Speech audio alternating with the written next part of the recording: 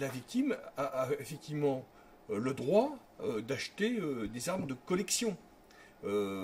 Mais pour que ça soit une arme de collection, il faut que l'arme soit neutralisée, que ce soit un obus ou un pistolet ou un fusil ou une carabine. Ces armes, pour être achetées, doivent être donc neutralisées. Et également, c'est une obligation qui pèse sur le vendeur. Le vendeur ne peut pas vendre des armes qui ne sont pas neutralisées.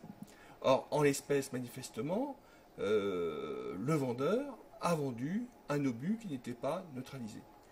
Clairement, donc le vendeur n'est pas censé ignorer la loi, nul n'est censé ignorer la loi. Donc à partir du moment où il vend cette arme non neutralisée, il se met hors la loi. Ça veut dire que vous êtes obligé de remonter les responsabilités, puisque lui, forcément, il n'est pas allé à Verdun chercher l'obus.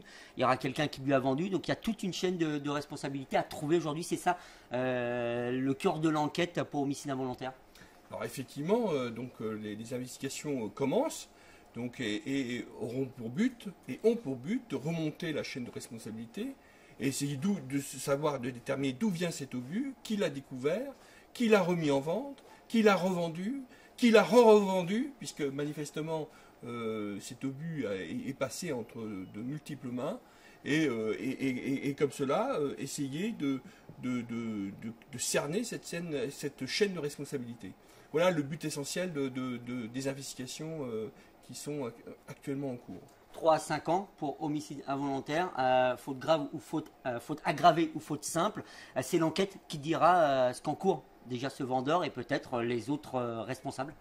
Donc effectivement, alors nous envisageons donc dans les heures qui viennent, donc demain, d'ouvrir une information judiciaire, de saisir un juge d'instruction pour homicide involontaire.